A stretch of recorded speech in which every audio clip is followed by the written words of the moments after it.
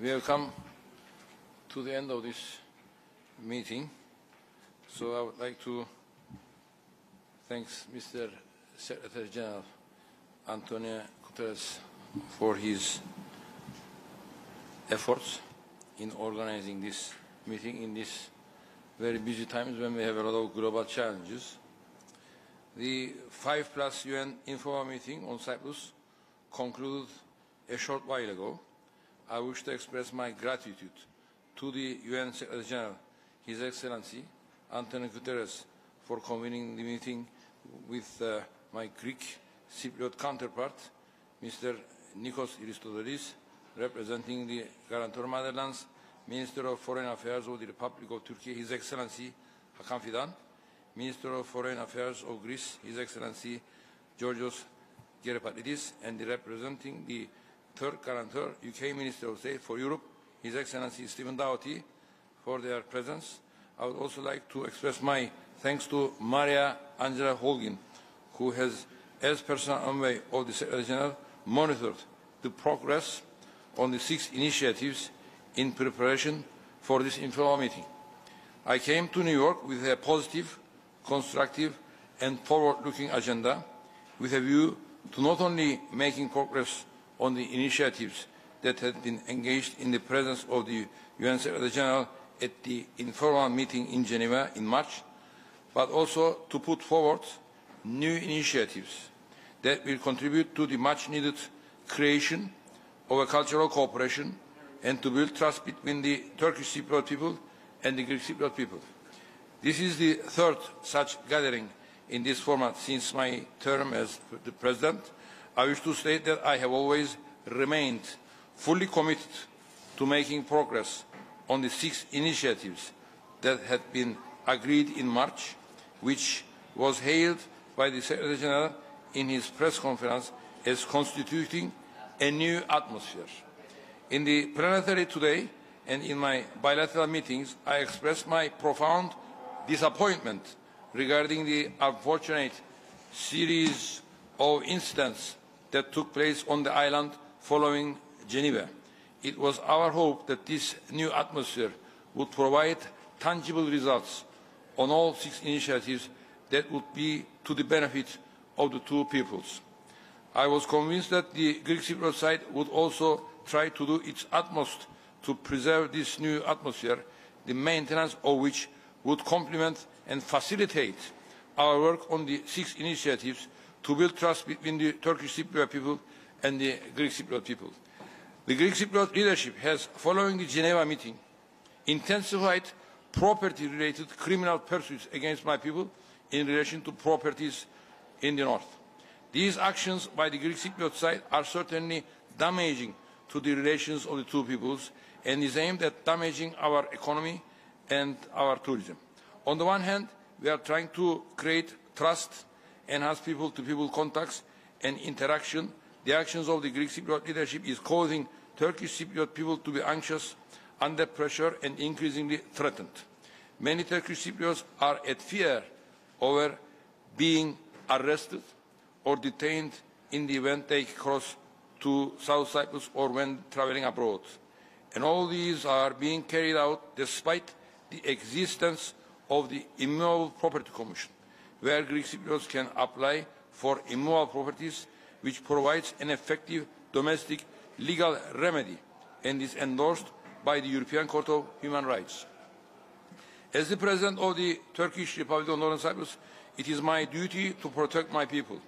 Furthermore, I also see it as my duty to work for a sustainable future on our island, which is why I have exercised restraint to date and I have not taken reciprocate action.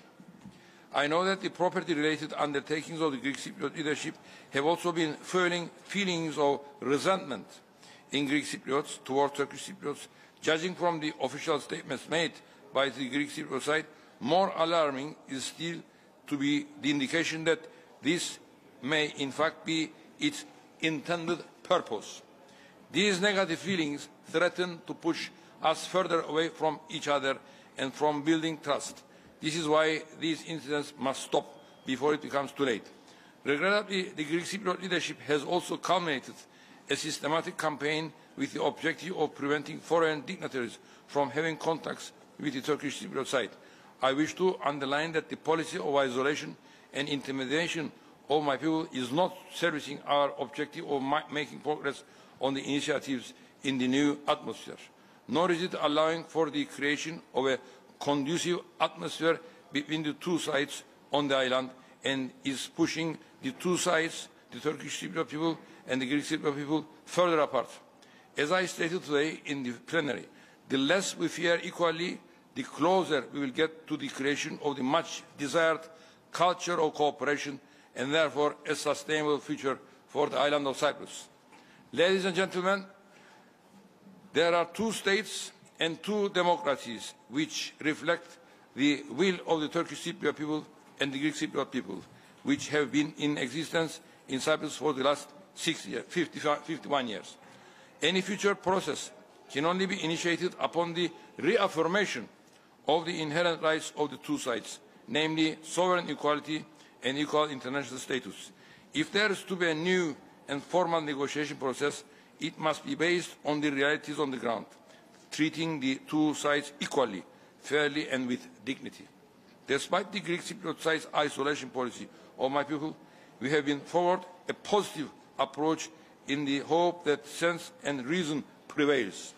Following the informal meeting on Cyprus that was held in Geneva in March, achievements have indeed been made, and the Technical Committee on Youth has been established.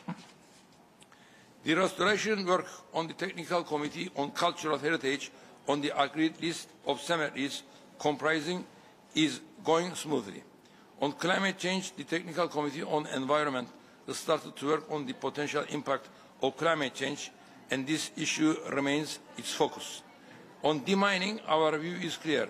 I remain committed for a mine-free Cyprus. No ifs or buts. I particularly value this objective as a contribution to humanity towards achieving a world free of mines. The initiative to build a solar power plant in the buffer zone holds promise for shared benefit and environmental cooperation.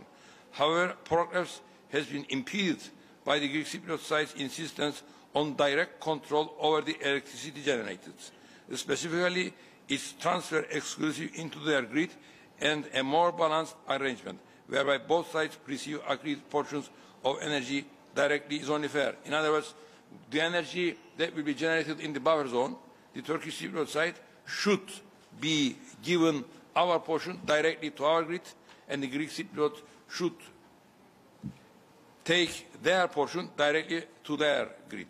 Whereas what they want is to take the whole energy to the Greek Cypriot grid and then give the Turkish Cypriots their share. The initiative to open 4 new border crossings could not materialize, even though this was one of the 6 initiatives which had been most potentially to have an immediate impact on the daily lives of the Turkish and Greek Cypriot peoples. Unfortunately, Mr. Christodoulou did not fulfill his promise to propose 2 new crossings. I reiterate my concrete proposal to open border crossing points with vehicles in Haspolat and Akıncılar on the east side of Nicosia.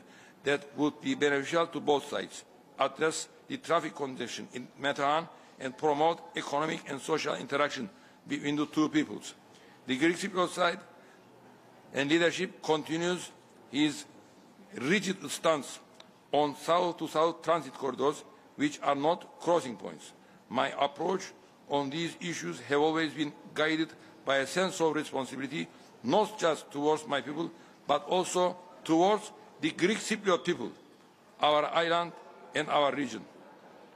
Basically, with these crossing points, we have spent hours this morning. Mr. Secretary General did a lot of effort to find a common ground with regard to the crossing points. But unfortunately, despite our good intentions that would have enabled Greek Cypriots to cross from Kiracikay to the other side of Nicosia, which would in fact mean that they will save probably more than an hour in terms of traveling time, Mr. Christodoulou and his team insisted that the road after Kiracıköy, after 5 kilometers, will cross through the buffer zone and go to the other side of Nicosia. We, the Turkish side, have consulted this, and we are prevailing our position that we cannot agree that the buffer zone is used for this purpose, and we offered that 5 kilometers on the Turkish side after Kiracıköy to be lengthened by another 5 kilometers. So 10 kilometers inside the Turkish zone, and then to the other side of Nicosia, which would have met Greek Cypriots' expectations of crossing from Kiracıköy to the other side of Nicosia. And I would like to share this with the Greek Cypriot community, because I know that there are thousands of Greek Cypriots living in that part of Cyprus who would like to use Kiracıköy and go through the Turkish Cypriot zone and the other side of Nicosia. And now, because of this attitude, they insisted using the buffer zone. They will not be able to cross from the Turkish Cypriot part of that region to cross to the other side, which I thought was a really disappointing development, because if we were able to solve this problem, then the possibility of 4 gates being opened would have been on the table today. And despite Maria Holding's efforts to, after this meeting, announce the opening of 4 gates, has not materialized. I'm very, very upset about this, because, as I say, at the end of the day, the whole thing depended on the Greek Cypriots insisted that they will go through the buffer zone. To go through the buffer zone for military purposes and for other territorial matters is something that the Turkish side could not possibly have accepted. Therefore, I'm repeating, and I want to share this with both Turkish Cypriots and Greek Cypriots, that we have had a very constructive and positive approach, that after Kiracıköy, we were prepared to build another, to continue the road, 5-kilometer road, another 5 kilometers, and after 10 kilometers, the Greek Cypriots would have been able to cross to the other side of Nicosia. I take this opportunity once more to call my friend Nikos Christodoulou to reconsider this position, because I think at the end of the day, if we had managed to solve this, then the opening of the 4 gates would have been possible, and the agreement would have been signed today, which would have made the meeting in New York much more meaningful. However, as I say, because of this buffer zone complication, we have not been able to announce the opening of 4 gates. Dear friends, ladies and gentlemen, today I put forward new initiatives proposal which could have been discussed in the next coming months. One was seismic mapping, microplastic cleaning up, fundraising by the two leaders for the full restoration of cultural heritage sites and monuments, as well as missing persons, air quality monitoring initiative, co-management of freshwater resources, cooperation in combating drug trafficking, which is a challenge concerning people of almost all ages. At the end of the day, I think the Secretary General had announced, after consulting both sides, in addition to the 6 topics that we have agreed in Geneva, we have been able to add to the possibility of discussion and making some improvements. One was on consultative body for civil society, the other, exchange of cultural artifacts, air quality monitoring initiative, and the last one, microplastics cleaning and mapping initiative. This was what the Secretary General and his team were able to pile together for work in the future months, which Maria Holding will continue to monitor. Therefore, dear friends, I have probably given you some explanation in depth and at length about our latest position. Despite whatever I said, I'm very pleased that we have been in New York in the last 2 days. We have had a lot of consultation. Once more, I would like to extend my heartfelt thanks to the Secretary General, his team, and Maria Holding for their efforts. I think, by and large, a lot of consultation has been undertaken. A lot of very important people have attended this meeting. It was an opportunity for us to consider about the state of affairs in Cyprus and our expectations, our position. And we, as Turkish Cypriots, once more, with the support of our motherland and guarantor country, Turkey, and I would like to thank once again to Foreign Minister Hakan Fidan and his team for their support.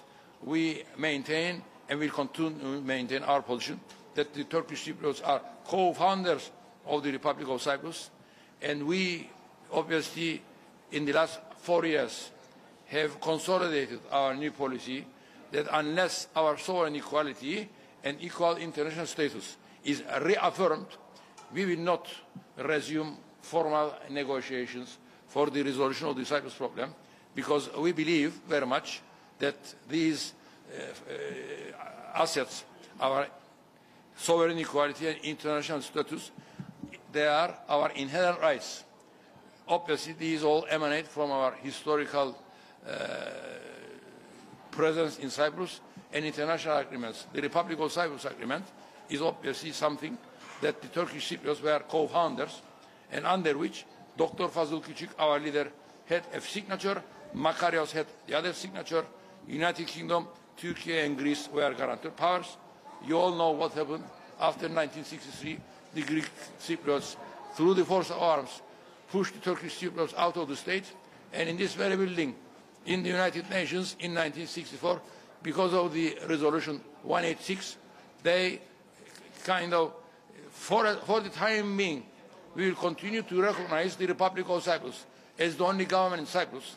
Unfortunately, it's been 62 years, and there is still not a solution to the Cyprus problem. So the Turkish Cypriots continue to be penalized. I did say in the meeting, somebody who was born in 1974, when the Turkish intervention took place, somebody born in 1974 is now 51 years old.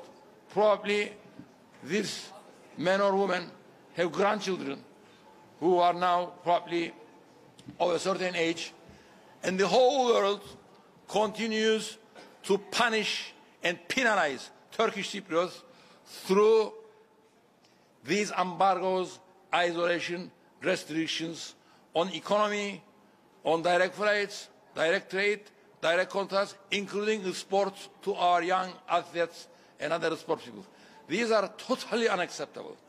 And when we were expecting that these isolations should be lightened or lifted, because of what the Greek Cypriot leadership has been doing in the last couple of years about arrests of those people who have in good faith invested in the north, we are going through another period of trouble, because obviously their intention is to frustrate the Turkish Cypriots even more, so that they think, will be imposed a solution.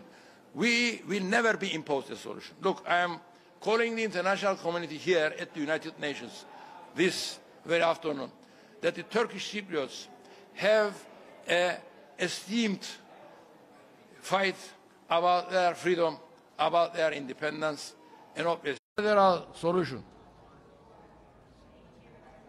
So many years, our founding president, Rauf Denktaş, he spent years negotiating for a federal settlement. He couldn't achieve anything meaningful, unfortunately. As you all know, 20 years ago, the Annan Plan was voted. Turkish Cypriots overwhelmingly said yes to the plan. Greek Cypriots, 76% said no to the plan. The Turkish Cypriots were promised that no matter what the result, if the Turkish Cypriots were to say yes, the embargoes and isolations would have been lifted. We have been very badly let down. We said yes to the plan, but the embargoes are still there. Greek Cypriots, despite saying 76% no to the plan, they were rewarded by being accepted into the European Union. So the Greek Cypriots are not only a recognized state, but also they are a member of the European Union, and they are using all these against the Turkish Cypriots by increasing all these restrictions. And now, with what they are doing about property issues, they are frustrating the Turkish Cypriots even more. So I take this opportunity for the Greek Cypriot leadership to reconsider their position. And basically, yes, I thank once again the Secretary General for his efforts. And I will be meeting Mr. Christodoulis in September when I come to the annual general meeting and see what we can do to discuss what has been offered and proposed. Because I believe that despite our position, we should still continue to consider issues forward. In my thinking, cooperation of the two states, because with the cooperation of the two states, we can do a lot of things together for the good of the Turkish Cypriots and Greek Cypriots, including energy, water, and all the issues that were discussed today. And I hope that by the time we come here in September, we will be able to do something about these gates, because at the moment, as I said at the beginning of my talk, we have 9 gates in Cyprus, but 65% of the vehicle traffic is at Metehan, and at Metehan we have congestion of a very high order.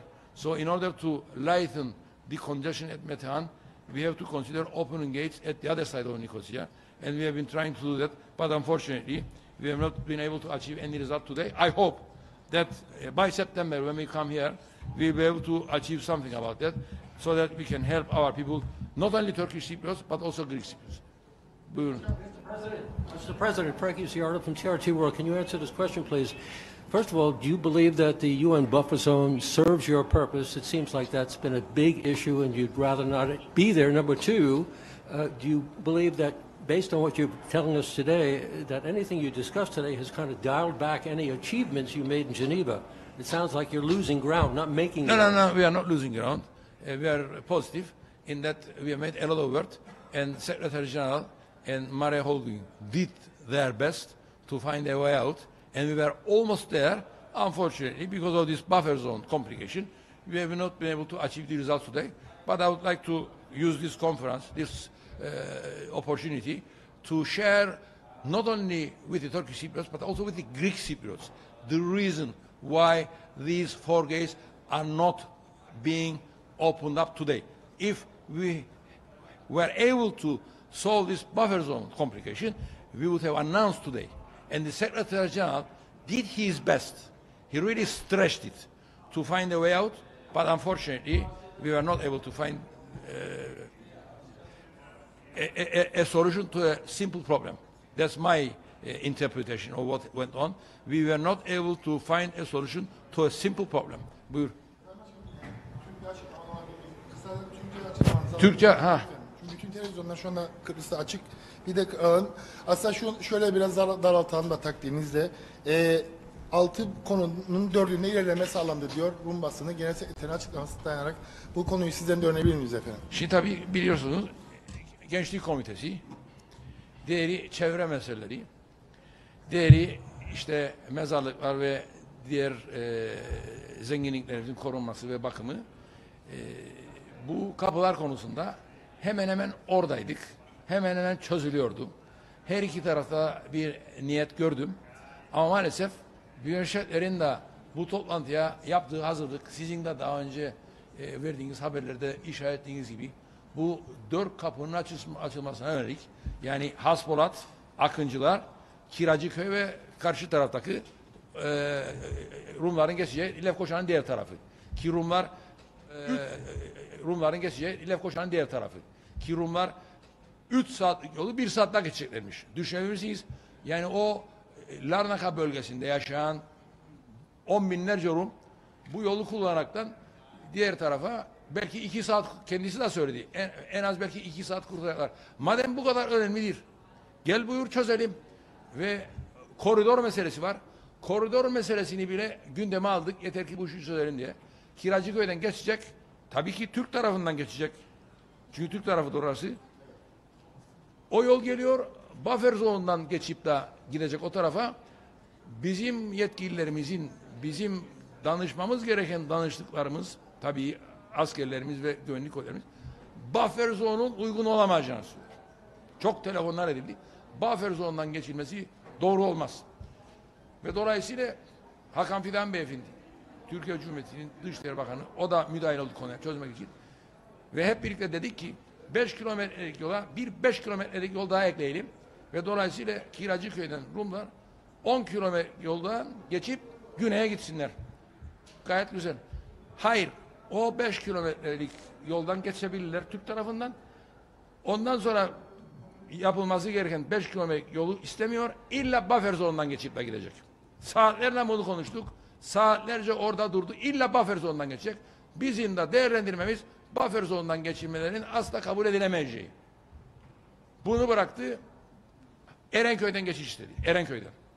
Dedik Erenköy'den kusura bakmazsınız geçemezsiniz. Dolayısıyla çok saatler harcandı. Ama maalesef şu anda bir netice alınamadı. Belki ilerleyen zaman içerisinde, çünkü Sayın Genel Sekreter Sayın Holgin'e görev verdi. Bu konuyu Kıbrıs'ta tartıştırmaya devam et şeklinde. Durum bu. Thank you, President. I'm Sheriff Richardson from Anadolu Agency. I was just following the Secretary General just before coming down here. And he said demining was one of the areas where progress was achieved. Do you agree with that statement? And is this so-called progress in line with the aim of a mine-free island? Yeah, Thank you. our aim is to have a mine-free island altogether. The complication there is that our Greek Cypriot friends want some areas to be cleaned up, but some other areas not to be touched for the time being. Our policy is to make sure that we are free of all mines in all over the place. So we want to go along with the view to clean up the whole island. Bir takvim var mı bundan sonraki görüşmelerle ilgili? Şimdi genel sekreterin dediği Eylül ve buraya Birleşmiş Milletler Genel Kurulu için geldiğimizde üçümüz buluşacağız burada. Böyle formattaki bir toplantı sene sonuna doğru. Yani seçimlerden sonra. Tuna Şanlı, TRT Haber. Sayın Cumhurbaşkanı, hoş geldiniz öncelikle New York'a. Açıklamalarınızda dediniz ki eşitliğimiz ve eşit uluslararası statümüz yeniden teyit edilmedikçe resmi müzakerelere devam etmeyeceğiz. Bu konuda hem Rum tarafına hem de uluslararası topluma çağrınızı bir de Türkçe olarak rica edeyim ve yine Eylül'deki görüşmeye ilişkinde biraz önden bilgi ve beklentileriniz ne? Bu konuda da görüşlerinizi rica ediyorum. Benim tekrar edeceğim şu, ben Cumhurbaşkanı seçildikten sonra Nisan 2021 tarihinde bu yeni siyaseti gündeme getirdim.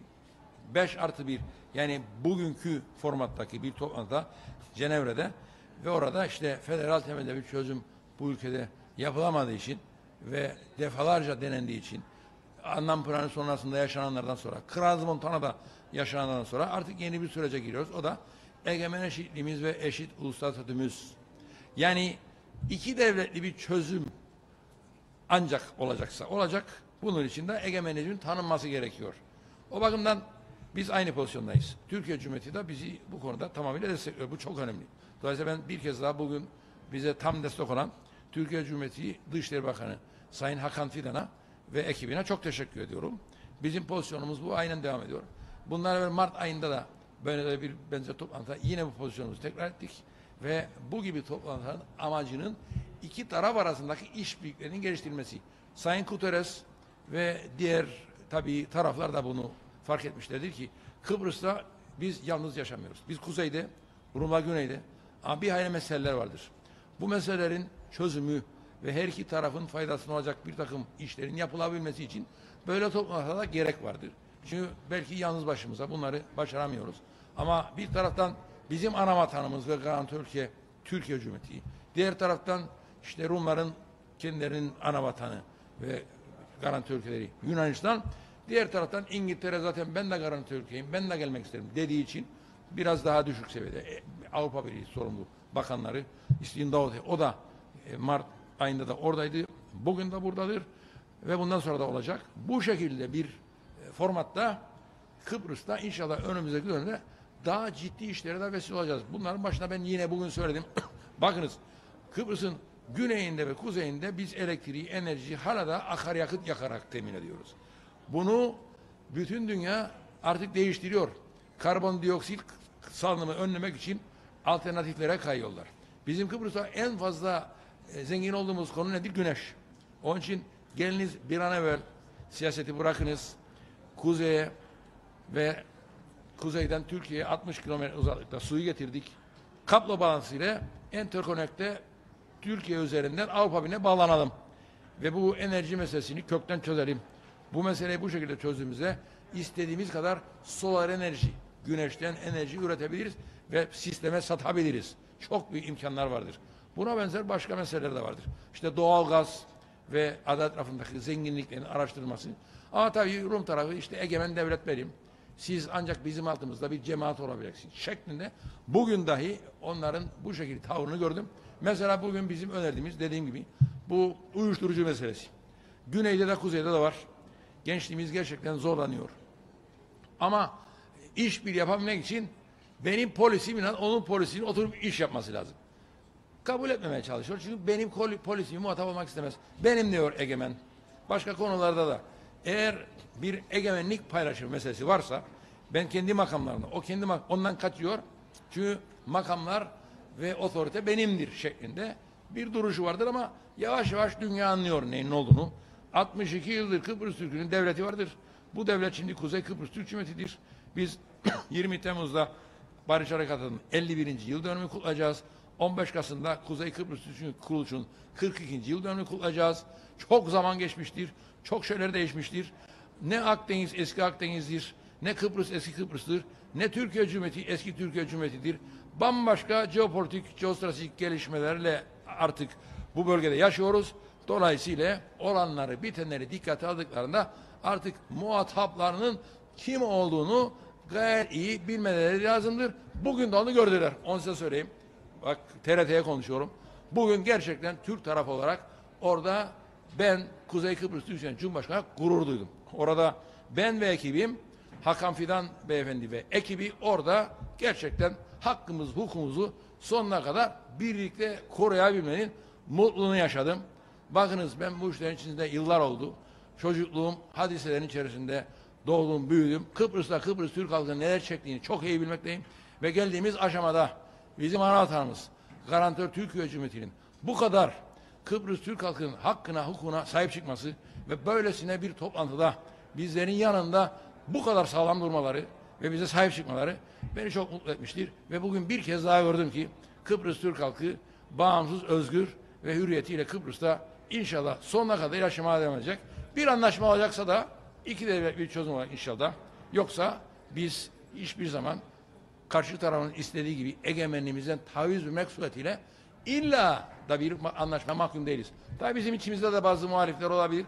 İşte illa bir anlaşma olabilsin diye bazı esas konularda taviz vermeye yanaşabilirler.